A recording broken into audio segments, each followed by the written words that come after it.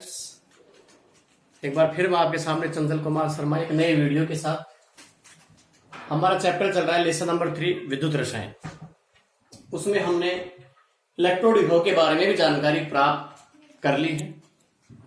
एक बार फिर मैं आपको बता देता हूं इलेक्ट्रोड विभव के बारे में कि जब किसी धातु की छड़ को उसके लवण के जलीय विलयन में रखा जाता है, जैसे देखिए ये अपने पास धातु की छड़ है, कोई भी धातु मान लेते हैं, इसको हमने यानी कोई मेटल है, धातु है, इसको हमने इसके ही लवण के जलीय विलयन में डुबोया है। मतलब जैसे Zn की छड़ है तो ZnSO4 के विलयन में, कॉपर की छड़ है तो CuSO4 के विलयन में, Ag की छड़ है AgNO3 के विलयन में, यानी जो धातु होती है उसको उसी के लवण के विलयन में डुबो दिया जाए तो या तो वो धातु ऑक्सीकृत होगी या धातु अपचयित होगी। कहने का मतलब ये डिपेंड होता है किसके ऊपर, धातु की प्रकृति के ऊपर यह निर्भर करता है। तो देखिए एक बार चलो मैं ले लेता हूं ये इसकी ऑक्सीकरण होने की प्रवृत्ति है। चलो मैं ये मान लेता हूं कि हमारे पास ये है इसकी ऑक्सीकृत होने की प्रवृत्ति है, टेंडेंसी इसकी क्या है, ऑक्सीकृत होना, ऑक्सीकरण। ठीक है, तो जो इसका ऑक्सीकरण होगा तो इसमें से जो मेटल आयन है वो आएंगे नीचे, Mn+ आयन है, वो जो छड़ के ऊपर जो आयन है वो नीचे आ जाएंगे। तो ऊपर क्या रह जाएंगे, इस छड़ के ऊपर क्या रह जाते हैं, इलेक्ट्रॉन रह जाते हैं। क्या रह जाते हैं, इलेक्ट्रॉन, यानी आयन नीचे उतर के आ जाएंगे। आयन है वो कहां आ जाएंगे, वो नीचे उतर के आ जाएंगे। तो डियर स्टूडेंट्स, अपना जो सोल्यूशन होता है विद्युत अपघट्य का जो विलयन होता है उसमें पहले से भी धनायन और ऋणायन है, क्योंकि आपने लवण का जो जलीय विलयन लिया है।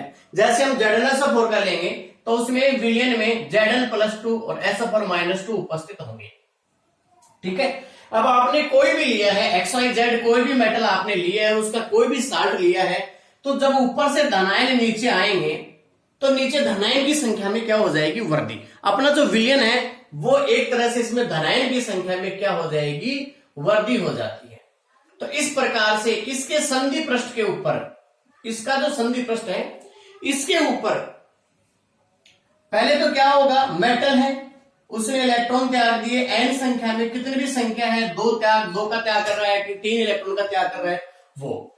लेकिन कुछ समय बाद क्या होगा कि कुछ मेटल आयन है वो इलेक्ट्रॉन लेके पुनः धातु में बदलने लग जाते हैं, यानी दोनों प्रक्रिया प्रक्रम चालू हो जाते हैं। तो एक साम्य स्थापित हो जाता है। क्या हो जाता है, एक साम्य स्थापित हो जाता है, यानी जब यह साम्य स्थापित हो जाता है तो इस स्थिति में यहां जो धनायन था जो विलयन में वो, और जो धातु है जो ऋणागर के रूप में यहां कार्य कर रही है, क्योंकि इसके ऊपर इलेक्ट्रॉन जमा हो गए हैं, इसमें आयन नीचे आ गए हैं, इलेक्ट्रॉन ऊपर है, तो इस प्रकार से इसमें साम्य स्थापित हो जाता है। तो उस दौरान यहां जो संधि पृष्ठ है, यहां जो संधि पृष्ठ है, इस संधि पृष्ठ के ऊपर क्या हो जाता है, आवेश का पृथक्करण हो जाता है। इस संधि पृष्ठ के ऊपर क्या हो जाता है, आवेश का पृथक्करण हो जाता है, और इस आवेश के पृथक्करण के कारण यहां विभव की उत्पत्ति हो जाती है। इस विभव की उत्पत्ति को अपन क्या कहेंगे कि क्या उत्पन्न हो गया है, इलेक्ट्रोड विभव उत्पन्न हो गया है। तो डियर स्टूडेंट्स, ये हम पहले पिछले वीडियो में भी पढ़ चुके हैं। एक बार फिर आपको बता दिया है कि जब किसी धातु की छड़ को उसके लवण के जलीय विलयन में डुबोया जाता है तो उस दौरान धातु व धातु आयन के मध्य, तो धातु अपनी हो गई छड़ और धातु आयन कहां है, विलयन में। तो विलयन में धातु आयन है, तो उन दोनों के बीच एक विभवांतर उत्पन्न हो जाता है, उसे ही इन दोनों के बीच एक विभवांतर उत्पन्न हो जाता है, उसे ही हम इलेक्ट्रोड विभव कहते हैं। तो इसके बारे में मैंने आपको पहले भी समझाया था। यहां ऑक्सीकृत होने की प्रवृत्ति है इलेक्ट्रोड की, तो यहां इस इलेक्ट्रोड की अपचयित होने की प्रवृत्ति भी हो सकती है। तो उस केस में क्या होगा, जब इसकी अपचयित होने की प्रवृत्ति होगी तो उस केस में क्या होगा, देखिए उस स्थिति में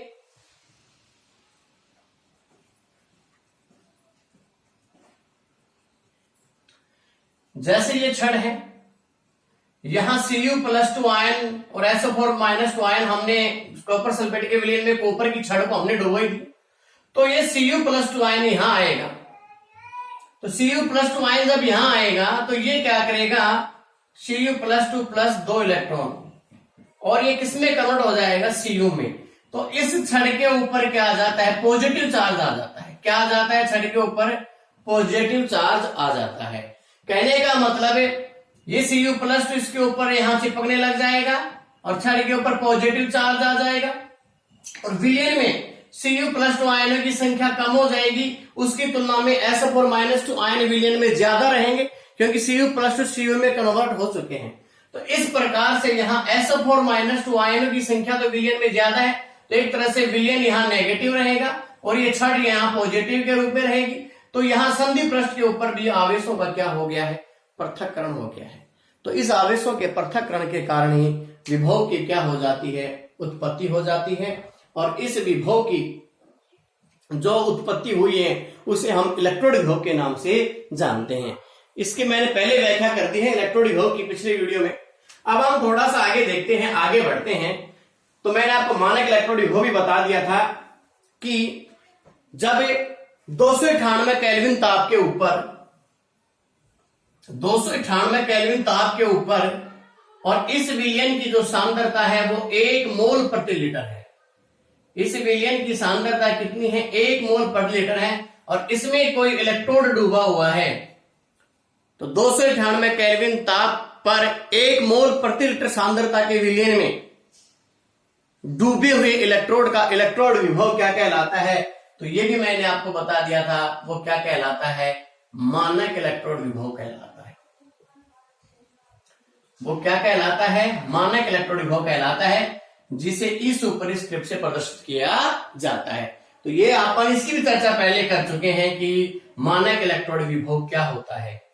एक हमने चर्चा की थी ऑक्सीकरण इलेक्ट्रोड विभव की, EOXI, और एक हमने चर्चा की थी रिडक्टिव इलेक्ट्रोड विभव की, यानी अपचन इलेक्ट्रोड विभव की, और ऑक्सीकरण इलेक्ट्रोड विभव की भी हमने चर्चा की थी। तो इलेक्ट्रॉन त्यागने पर, किसी इलेक्ट्रोड के द्वारा इलेक्ट्रॉन त्यागने पर उत्पन्न विभव ऑक्सीकरण इलेक्ट्रोड विभव होता है, और इलेक्ट्रॉन ग्रहण करने पर उत्पन्न विभव अपचयन इलेक्ट्रोड विभव कहलाता है। तो इसी प्रकार से अब हम आगे देखते हैं क्या कि जैसे ये भी मैंने आपको बता दिया था कि ऑक्सीकरण इलेक्ट्रोड विभव के मान समान होते हैं। मान तो क्या होते हैं, समान होते हैं, इसकी भी हम चर्चा कर चुके हैं। लेकिन जो चिन्ह हैं वो क्या होते हैं, विपरीत होते हैं। चिन्ह विपरीत होते हैं। जैसे कॉपर का इलेक्ट्रोड विभव, अब इसके दो हैं, एक तो ऑक्सीकरण इलेक्ट्रोड विभव और एक है अपचयन इलेक्ट्रोड विभव। तो डियर स्टूडेंट्स, कॉपर की बात करता हूं मैं, केवल एक धातु की बात कर रहा हूं, यहां इसका इलेक्ट्रोड विभव की अपन बात कर रहे हैं। तो कॉपर का जो इलेक्ट्रोड विभव है, ऑक्सीकरण इलेक्ट्रोड विभव और अपचयन इलेक्ट्रोड विभव है, तो यहां इसका ऑक्सीकरण जो इलेक्ट्रोड विभव है उसको लिखा जाएगा ECU+2 से, और अपचयन इलेक्ट्रोड विभव को लिखा जाएगा ECU+2Cu से। अब यहां अपचयन इलेक्ट्रोड विभव का मान होता है +0.34 वोल्ट। अपचयन इलेक्ट्रोड विभव का जो मान होता है वो +0.34 वोल्ट, लेकिन ऑक्सीकरण इलेक्ट्रोड विभव का मान हो जाएगा -0.34 वोल्ट। तो डियर स्टूडेंट्स, ये मैं आपको बताना चाह रहा हूं कि जो ऑक्सीकरण जो इलेक्ट्रोड विभव है और अपचयन जो इलेक्ट्रोड विभव है उनके मान समान होते हैं और चिन्ह क्या होते हैं, विपरीत होते हैं। तो यहां हमने देखा कि कॉपर का इलेक्ट्रोड विभव दो है, ऑक्सीकरण इलेक्ट्रोड विभव और अपचयन इलेक्ट्रोड विभव। तो अपचयन का मान +0.34 वोल्ट होता है, तो ऑक्सीकरण का क्या हो जाएगा, अपोजिट हो जाएगा। यानी प्रत्येक धातु के दो इलेक्ट्रोड विभव बताए गए हैं, ऑक्सीकरण इलेक्ट्रोड विभव और अपचयन इलेक्ट्रोड विभव, दोनों ही इलेक्ट्रोड विभव बताए गए हैं। दोनों के मान समान होते हैं, लेकिन उनमें जो चिन्ह होते हैं वो भिन्न भिन्न होते हैं। और देखिए एक एग्जांपल और देखिए आप, जैसे जिंक का इलेक्ट्रोड विभव, तो जिंक का एक इलेक्ट्रोड विभव तो ये है, ठीक है। और एक जिंक का इलेक्ट्रोड विभव ये है। दोनों में आपके सामने लिख रहा हूं, जिंक का Zn+2 Zn और एक में है Zn फिर ओब्लिक Zn+2। तो जिसमें पहले धातु आता है फिर धातु आयन आता है, इसका मतलब ये धातु Zn+2 में ऑक्सीकृत हो गई है। तो ये जो इलेक्ट्रोड विभव है ये ऑक्सीकरण इलेक्ट्रोड विभव है। कौन सा इलेक्ट्रोड विभव है? ऑक्सीकरण। ये ऑक्सीकरण इलेक्ट्रोड विभव है, क्योंकि ऑक्सीकरण इलेक्ट्रोड विभव की पहचान क्या है कि पहले Zn आएगा, यानी पहले धातु आएगी, उसके बाद उसकी ऑक्सीकरण अवस्था आएगी। अब इसके यहां सुपरस्क्रिप्ट लगा देते हैं, इसका मतलब हो जाता है मानक। तो अब यहां क्या आ जाएगा? मानक ऑक्सीकरण विभव जिंक का। अब यहां इसमें देखो, इसमें Zn+2 है और इसमें क्या है? Zn+2 Zn। तो ये कौन सा विभव है? अपचयन। ये कौन सा विभव है? ये अपचयन इलेक्ट्रोड विभव है। अब इसके लिए लगा दिया जाए तो ये हो जाता है मानक अपचयन इलेक्ट्रोड विभव। अब इस पे सुपरस्क्रिप्ट लगाते ही ये मानक हो जाता है। तो इस जिंक का मानक अपचयन विभव तो होता है -0.76 वोल्ट, लेकिन इसका ऑक्सीकरण इलेक्ट्रोड विभव क्या होगा? +0.76 वोल्ट। डिस्टेंस आपके सामने मैं केवल एक धातु की बात कर रहा हूं, जिंक की। इस जिंक में हमने क्या देखा है कि यहां Zn+2 है, यानी पहले धातु है उसके बाद धातु आयन है। तो ये ऑक्सीकरण इलेक्ट्रोड विभव के लिए इंडिकेशन होता है। ई इलेक्ट्रोड विभव को दर्शाता है, सुपरस्क्रिप्ट जो लगा है वो मानक परिस्थिति को दर्शाता है। मानक परिस्थिति में 298 केल्विन ताप और हमारा जो विलयन है उसकी जो सांद्रता है वो 1 मोल प्रति लीटर। इसके बाद देखिए, अब इसी जिंक का मैं लेता हूं ऑक्सीकरण की जगह अपचयन। तो अपचयन में पहले Zn+2 आता है फिर Zn आता है, यानी कहने का मतलब पहले धातु आयन और फिर धातु।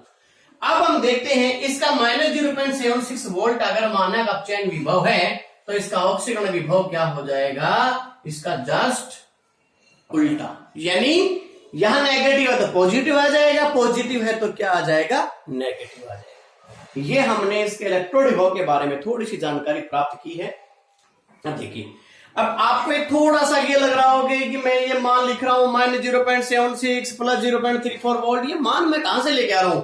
तो ये मान आपको मिल जाएंगे विद्युत रासायनिक श्रेणी में। ये मान आपको कहां मिलेंगे? ये मान मिलेंगे आपको इलेक्ट्रोकेमिकल सीरीज में। इस श्रेणी की हम चर्चा बाद में करेंगे। तो एक बार अगर आपको देखना भी हो तो विद्युत रासायनिक श्रेणी बनी हुई है, ठीक है? विद्युत रासायनिक श्रेणी में ये मान आपको मिल जाएंगे। अब विद्युत रासायनिक श्रेणी है, ये श्रेणी IUPAC डिपेंडेंट श्रेणी है।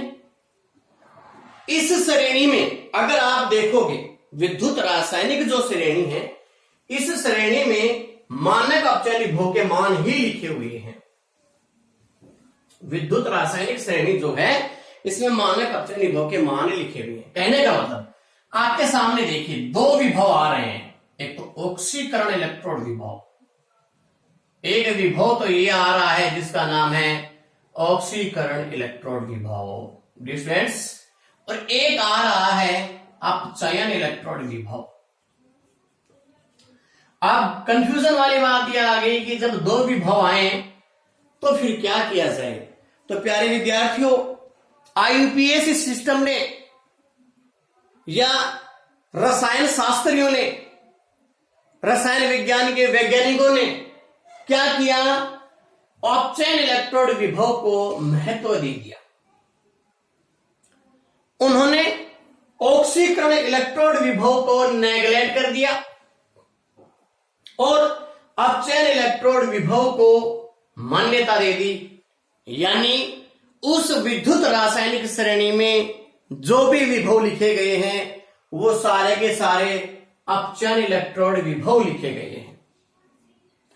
यानी साथ में उसमें लिखा गया है मानक अपचयन विभव या मानक अपचयन इलेक्ट्रोड विभव।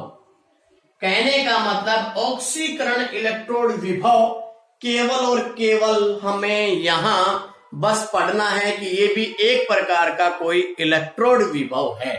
बाकी अपना जो मुख्य जो काम आएगा वो काम आएगा अपचयन इलेक्ट्रोड विभव काम आएगा। और विद्युत रासायनिक जो श्रेणी है अपने चैप्टर में है, उस श्रेणी में इसके मान दिए गए हैं। मानक अपचयन इलेक्ट्रोड विभव के ही मान उसमें दिए गए हैं। उसमें ऑक्सीकरण इलेक्ट्रोड विभव की कहीं भी चर्चा नहीं की गई है। कहने का मतलब मानक अपचयन इलेक्ट्रोड विभव को ही माना गया है, ऑक्सीकरण इलेक्ट्रोड विभव को नहीं माना गया है। अगर आपके पास ऑक्सीकरण इलेक्ट्रोड विभव आ भी जाता है तो भी आपको क्या करना है, उसे अपचयन विभव में चेंज करना है। कैसे करेंगे? बहुत अच्छा क्वेश्चन है, इसका आंसर आपको आना चाहिए। केवल और केवल आपको चिन्ह बदलना है। अगर ऑक्सीकरण विभव पॉजिटिव में दिया गया है तो अपचयन विभव नेगेटिव में आ जाएगा। अगर ऑक्सीकरण विभव नेगेटिव में दिया गया है तो अपचयन विभव पॉजिटिव में आ जाएगा। कहने का मतलब केवल और केवल हमारा जो टारगेट है वो टारगेट है मानक अपचयन इलेक्ट्रोड विभव। ऑक्सीकरण इलेक्ट्रोड विभव का कोई भी यहां रोल नहीं है। हमेशा अगर ऑक्सीकरण इलेक्ट्रोड विभव आ भी जाता है तो भी हम उसे क्या करेंगे, अपचयन विभव में ही हमें चेंज करना पड़ेगा। अब देखिए आगे, जैसे मैं कुछ धातुओं की लिख रहा हूं Na+2Na, इसके इलेक्ट्रोड विभव लिख रहा हूं मैं, और इसका जो इलेक्ट्रोड विभव है उसका मान होता है 0.25, लेकिन ये है माइनस में वोल्ट। ठीक है, ये हमारा, मैं एक आपको क्वेश्चन दे देता हूं। अब मैं आपसे पूछूं कि इसका मान क्या होगा, Na+2 का मान क्या होगा। तो डिस्टेंस क्या बताया था कि ये अपचयन विभव है। पहले धातु आयन आ गए, फिर धातु आ गई, तो वो एक अपचयन विभव है। और उसको ऑक्सीकरण विभव बदलना है तो हमें क्या करना है, हमें केवल और केवल उसका चिन्ह बदलना है। माइनस है तो प्लस और प्लस है तो माइनस। तो इसका जवाब हो गया ये। इसी प्रकार से एक और लेते हैं, जैसे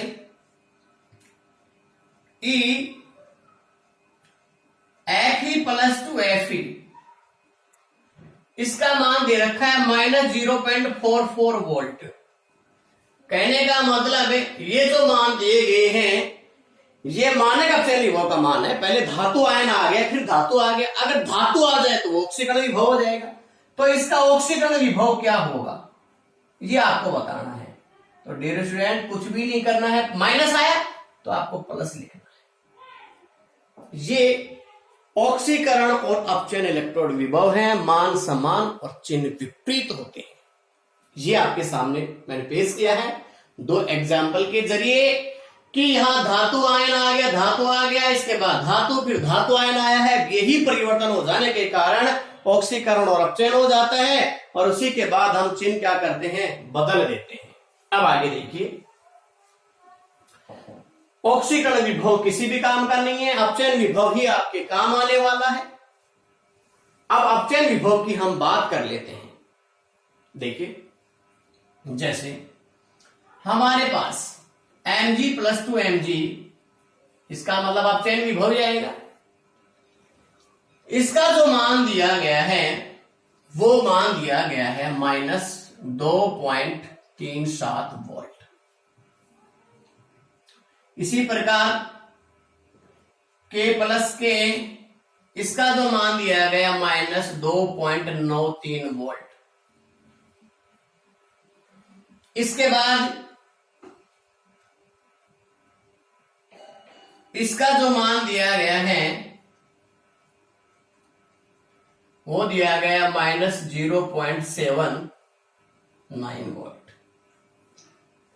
तो प्यारे विद्यार्थियों, यहां ये जो विभव के जो मान दिए गए हैं, इन विभव के मान से हम धातु की क्रियाशीलता या अपचायक क्षमता का पता लगाते हैं। धातु की क्रियाशीलता या अपचायक क्षमता का पता लगाते हैं।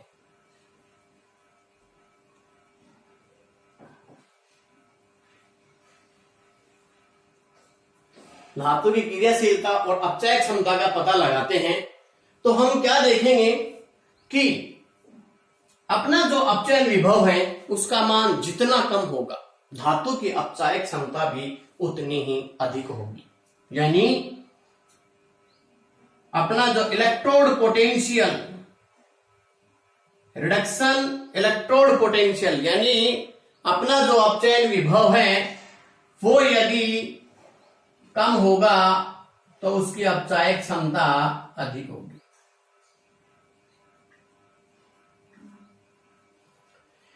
इसी प्रकार से धातु की क्रियाशीलता यानी रिडक्शन इलेक्ट्रोड पोटेंशियल यानी मान लो अपना जो अपचयन विभव है अपचयन इलेक्ट्रोड विभव है अगर उसका मान कम होगा तो धातु की क्रियाशीलता अधिक होगी। ये दो चीज आपको नोट करनी है। क्या नोट करनी है कि धातु की क्रियाशीलता और रिडक्टिव इलेक्ट्रोड पोटेंशियल यानी अपना जो अपचयन इलेक्ट्रोड विभव हमने ऑक्सीकरण इलेक्ट्रोड विभव को छोड़ दिया, उसकी कोई चर्चा नहीं करेंगे। तो अपचयन इलेक्ट्रोड विभव ये भी अपचयन इलेक्ट्रोड विभव में शॉर्ट में लिख रहा हूं आरईपी रिडक्टिव इलेक्ट्रोड पोटेंशियल, इसका मान कम होगा तो क्रियाशीलता ज्यादा होगी यानी इसके व्युत्क्रमानुपाती होता है और इसका मान कम होगा तो अपचय क्षमता भी क्या होगी ज्यादा। तो आप देखिए हमारे पास ये तीन दे रखे हैं, इन तीन में सबसे जो अगर मान कम है क्रियाशीलता उतनी ज्यादा होगी अपचय क्षमता उतनी ज्यादा होगी तो यहां सबसे कम मान ये है तो सबसे ज्यादा क्रियाशीलता इसकी हो जाएगी। यानी यदि क्रियाशीलता का क्रम देखें या अपचय क्षमता का क्रम देखें क्रियाशीलता का क्रम या अपचय क्षमता का क्रम देखें तो क्या आएगा अपने पास सबसे कम है अगर मान तो क्रियाशीलता अपचय क्षमता उतनी ही ज्यादा है, सबसे कम ये है तो सबसे ज्यादा क्रियाशील होगा ये। उसके बाद कौन सा है ये है और फिर सेकंड नंबर इसका आ जाएगा और फिर लास्ट में ये है तो ये आ जाएगा। तो अपना इलेक्ट्रोड विभव जितना अधिक ऋणात्मक होगा धातु की क्रियाशीलता और अपचय क्षमता उतनी ही अधिक। अब अपचय क्षमता क्या होती है अपचयन करने की क्षमता और अपचयन करने की क्षमता क्या होती है किसी को इलेक्ट्रॉन देने की क्षमता और इलेक्ट्रॉन देने की क्षमता का मतलब क्या होता है खुद का ऑक्सीकरण करने की क्षमता। तो देखिए हमारे पास एक जिंक है जिसका अपचयन विभव, अब मैं ऑक्सीकरण विभव की बात नहीं कर रहा हूं, होता तो है इसका ऑक्सीकरण रेडियल सेल में लेकिन अब अपचयन विभव की ही चर्चा की जाएगी उसका कोई मतलब नहीं रह जाता है। तो इसका मान होता है -0.76 वोल्ट और अपना जो कॉपर है उसका मान है अपचयन विभव का +0.34 वोल्ट। तो इन दोनों में ज्यादा क्रियाशील कौन सा है क्रियाशीलता का क्रम। तो क्या बताया था जिसका विभव जितना कम होगा अपचय क्षमता उतनी अधिक होगी क्रियाशीलता भी उतनी ही अधिक होगी। जिसका अपचयन विभव जितना कम होता है यानी मानक कह दो यहां मानक अपचयन विभव जितना कम होता है उसकी क्रियाशीलता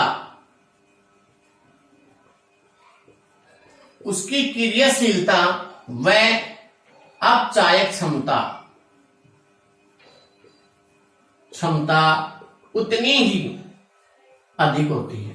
कहने का मतलब व्युत्क्रमानुपाती सिस्टम जो मैंने आपको पहले बताया है वो आ गया इनवर्स। तो यहां जितना कम होता है तो ये कम है तो इसकी क्रियाशीलता उतनी ही अधिक हो जाएगी। तो Zn + 2Zn यहां मोर एक्टिव है किससे Cu + 2Cu से। क्रियाशीलता और अपचय क्षमता का यदि क्रम देखा जाए तो अपचायक क्षमता का क्रम भी क्या आएगा, यही आएगा।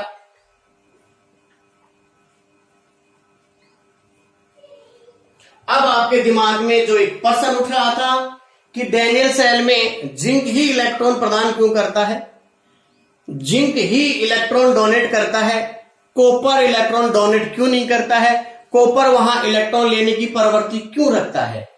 तो प्यारे विद्यार्थियों, ये डिपेंड करता है मानक अपचयन विभव के ऊपर। जिसका भी मानक अपचयन विभव जितना कम है उसकी क्रियाशीलता उतनी अधिक। जब हम जिंक और कॉपर को जोड़कर एक सेल का निर्माण करते हैं दोनों इलेक्ट्रोडों से, तो इसका विभव कम होने के कारण, इसका अपचयन विभव कम होने के कारण इसकी अपचायक क्षमता और इसकी क्रियाशीलता ज्यादा है। इसीलिए ये कॉपर से मोर रिएक्टिव होने के कारण कॉपर को इलेक्ट्रॉन डोनेट करता है, कॉपर को क्या करता है, अपचयित कर देता है। तो ये आपके सामने है।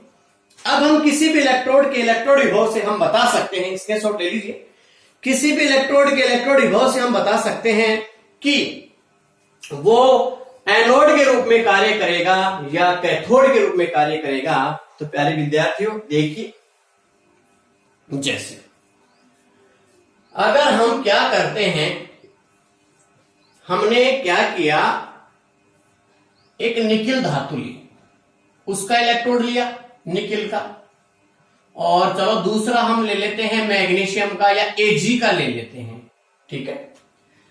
यानी एक तो हम निकिल का ले लेते हैं इलेक्ट्रोड, निकिल सल्फेट में या निकिल के लवण में डुबो देते हैं। एक हम एजी का ले लेते हैं और उसे सिल्वर के लवण के जलीय विलीन में डुबो देते हैं। देखिए, इसका मानक अपचयन विभव का मान हमें पता है कितना होता है, -0.25 वोल्ट होता है। और इसका जो मानक अपचयन विभव का मान वो भी हमें पता है कितना होता है। ये सब विद्युत रासायनिक श्रेणी में लिखे हुए हैं, वहां से आप देख सकते हैं। उसका होता है 0.80 वोल्ट। ओके, अब प्रश्न ये बनता है पहला कि कौन सा इलेक्ट्रोड इसमें ऋणावेशित है, कौन सा इलेक्ट्रोड ऋणावेशित है।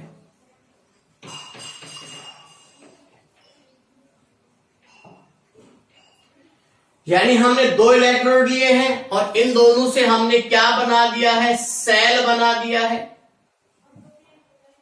सेल में दो इलेक्ट्रोड हो गए, तो इसमें कौन सा इलेक्ट्रोड ऋणावेशित है, दूसरा। इसमें एनोड व कैथोड कौन सा होगा, यानी इसमें एनोड कौन सा होगा और कैथोड कौन सा होगा, ये बताना है। तो प्यारे विद्यार्थियों, सबसे पहले हम इलेक्ट्रोड विभव जो आपको दिए गए हैं वो हमें पता है कि ये मानक अपचयन विभव के मान दिए गए हैं। सबसे पहले हमें ये कंफर्म करना है कि कौन से विभव के मान दिए गए हैं, तो वो दिए गए हैं मानक अपचयन विभव के मान दिए गए। ओके, अब इन मानक अपचयन विभव के मान से हमें पता चल रहा है कि जब इन दोनों को जोड़ दिया जाएगा तो इसका विभव कम है, ये विभव कम है, तो ये ज्यादा क्रियाशील होगा। ज्यादा क्रियाशील होगा तो इलेक्ट्रॉन डोनेट करेगा, ये कम क्रियाशील होगा तो यहां इलेक्ट्रॉन डोनेट कौन करेगा, ये, और एक्सेप्ट कौन करेगा, ये। तो कहने का मतलब यहां ये क्या है, एनोड, और ये क्या है, कैथोड।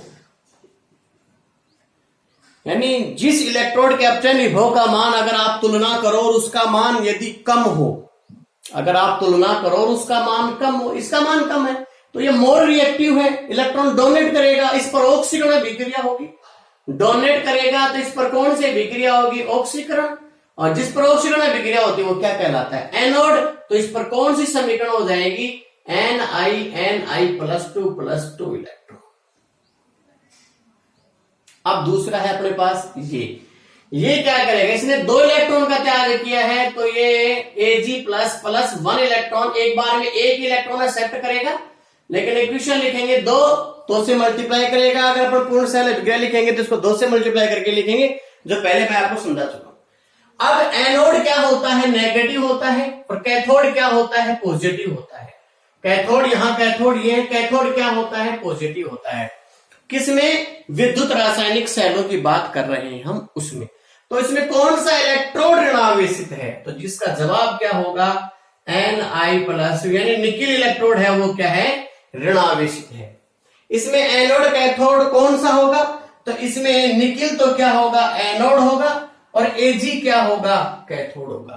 तो इस प्रकार से हम इलेक्ट्रोड विभव से बता सकते हैं कि इसके इन इलेक्ट्रोडों के द्वारा जो सेल बनाया गया है उसमें एनोड कौन सा होगा और कैथोड कौन सा होगा।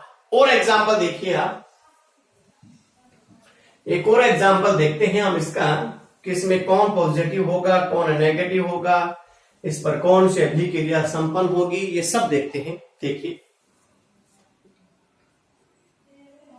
अब हमने क्या किया है, एक इलेक्ट्रोड सेल बनाने के लिए हमने जैसे मैग्नीशियम काम में लिया है, और इसके साथ हम जोड़ देते हैं, जैसे हमने इसके साथ जोड़ दिया है, Fe को जोड़ दिया है,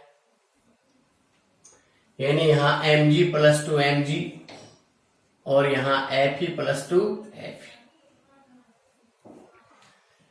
इसका विभव और इसका विभव हमें पता है, इसका विभव होता है -2.37 वोल्ट और इसका होता है -0.44 वोल्ट।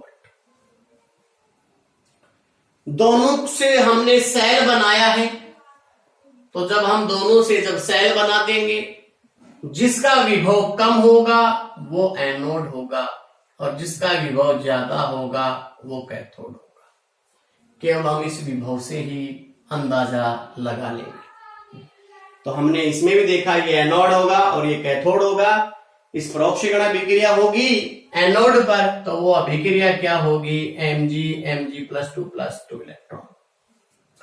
इस पर कौन सी अभिक्रिया हो जाएगी, Fe+2+2 electron equal to Fe। तो पहले विद्यार्थी एनोड और कैथोड पर होने वाली अभिक्रिया, ये नेगेटिव ऋणागर होगा और ये पॉजिटिव ये धनागर होगा। तो इस प्रकार से हम किसी भी इलेक्ट्रोड के इलेक्ट्रोड विभव से सेल में होने वाले अभिक्रिया, एनोड और कैथोड के बारे में जानकारी, उनकी क्रियाशीलता और अपचायक क्षमता के बारे में हम जानकारी प्राप्त कर लेते हैं। इसके बाद प्यारे विद्यार्थियों और हम देखते हैं, जैसे अब दिमाग आपको लगाना है। एक मैंने लिखा है ENI+2।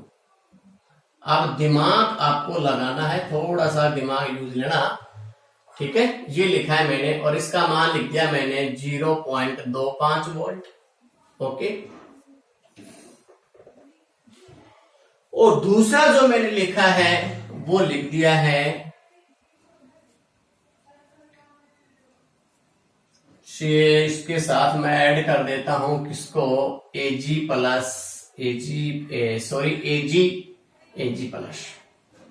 ओके। इसका मैं लिख देता हूं 0.80 वोल्ट। एक इलेक्ट्रोड ये है जिसके विभव का मान ये है और एक इलेक्ट्रोड ये है जिसके विभव का मान ये है। और इसमें पूछा गया है नंबर 1, कौन सा इलेक्ट्रोड ऋणावेशित है,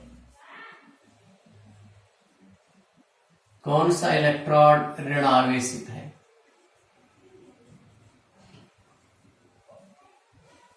एक आपसे पूछा गया है इसका पूर्ण सेल अभिक्रिया, इससे तो अपन सेल बनाएंगे, पूर्ण सेल अभिक्रिया, ये दो चीज आपसे पूछी गई है। प्यारे विद्यार्थियों, दो इलेक्ट्रोड आपको दिए गए हैं, इन दोनों इलेक्ट्रोडों के विभव के मान दिए गए हैं। आप दोनों इलेक्ट्रोडों के विभव के मान जब आपको दिए गए हैं तो आपको बताना है कि कौन सा इलेक्ट्रोड तो ऋणावेशित है और कौन सा इलेक्ट्रोड इसमें धनावेशित है। ये आपको जानकारी देनी है और एक आपको इसकी पूर्ण सेल अभिक्रिया बतानी। देखिए, थोड़ा सा दिमाग खर्च करके एक बार इसको देख लेते हैं, इसको बाद में देखते हैं। एक बार ऊपर वाले में हम थोड़ा सा मंथन कर लेते हैं, एक बार विचार कर लेते हैं, एक बार इसको देखते हैं। देखिए, जब आपने देखा तो क्या देखा कि Ni इसमें है और Ag इसमें है। बात समझ में आई? ये विभव दिया गया है, ये मानक ऑक्सीकरण विभव दिया गया है और ये भी कौन सा दिया गया है? मानक ऑक्सीकरण विभव दिया गया है। पहले बता चुका हूं, धातु धातु आयन आए तो ऑक्सीकरण विभव होगा, धातु धातु आयन आए तो ऑक्सीकरण विभव होगा, अगर धातु आयन और धातु आए तो अपचयन विभव होगा। लेकिन हमें हमेशा ऑलवेज हमें यूज करना है क्या? मानक अपचयन विभव। ऑक्सीकरण की तो बात ही छोड़ दो आप, हमें कौन सा यूज करना है? आरपीएस अपना जो आईयूपीएस सिस्टम है उसने किसको माना है? मानक अपचयन विभव को ही माना है, ऑक्सीकरण विभव को नहीं माना है। पूरी इलेक्ट्रोकेमिस्ट्री जो उन्होंने जो पूरी इलेक्ट्रोकेमिस्ट्री जो बनाई है, जो डिपेंड है वो इसी पे डिपेंड है। अब हमें दे दिए गए ऑक्सीकरण विभव के मान, तो फिर करें तो क्या करें? कोई दिक्कत नहीं है, सिस्टम आपको समझा रखा है कि जब ऑक्सीकरण विभव का मान आए अपचयन विभव में बदलना है तो केवल और केवल आपको उसके जो चिन्ह दिए गए हैं उनको चेंज करना है। देखिए, इसको करना है Ni+2 Ni हो जाएगा और इसका मान कितना आया? -0.25 वोल्ट। बता दिया है आपको कि जब ऑक्सीकरण विभव दिया जाए अपचयन विभव में बदलना हो तो केवल चिन्ह बदलने हैं और इसी प्रकार से इसको भी अपचयन विभव में बदलेंगे तो ये प्लस का हो जाएगा, माइनस का दिया गया है ना, तो ये प्लस का हो जाएगा। अब हम क्या करते हैं, ये इसको ऑक्सीकरण विभव जो दिए गए हैं मानक ऑक्सीकरण विभव को हमने मानक अपचयन विभव में बदल लिया है। अब ये कौन से आ गए हैं? मानक अपचयन विभव।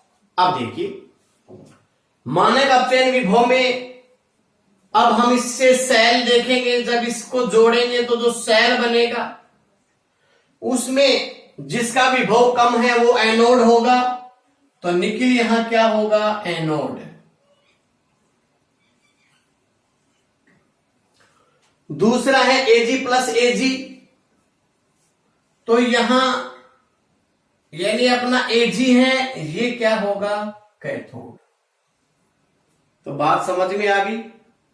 जो मान दिए गए हैं, जिसका मान कम है, जो आपको जोड़ा दिया गया है, जो युग्म दिया गया है, जो पेयर जो दिया गया है, उसमें जिसका विभव कम है वो एनोड होगा, क्योंकि अपचयन विभव के मान कम होते हैं तो क्रियाशीलता ज्यादा होती है, इलेक्ट्रॉन डोनेट करता है, तो ये इलेक्ट्रॉन डोनेट करेगा तो इस पर ऑक्सीकरण अभिक्रिया संपन्न होगी।